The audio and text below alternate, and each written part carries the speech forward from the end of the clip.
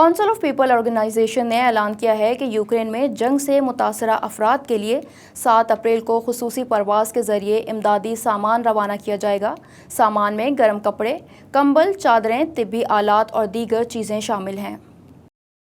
Council of people organisation की जानिब से इंसानी हमदर्दी की बुनियाद पर यूक्रेन में जंग से मुतासर अफराद के लिए इमदादी सामान की पैकिंग शुरू कर दी गई।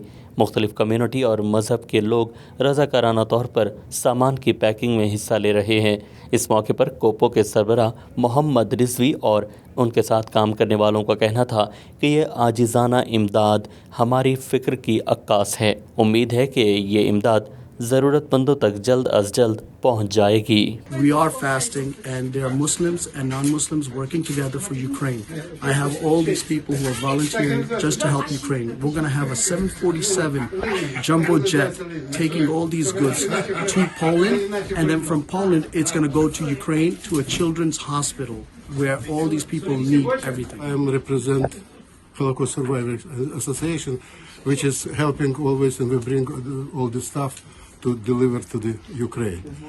Today is most important is to stop the war.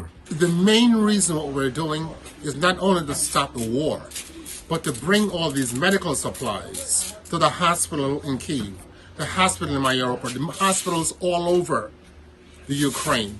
We have tons of medical supplies that's going there this week. गर्म कपड़ों, कंबल, चादरों और तिब्बी आलात पर मुश्तमिल सामान खुसूसी परवाज़ के ज़रिए 7 अप्रैल बरोज़ जुमेरात पोलैंड पहुंचाया जाएगा, जहां से इसे यूक्रेन मुंतकिल किया जा सकेगा।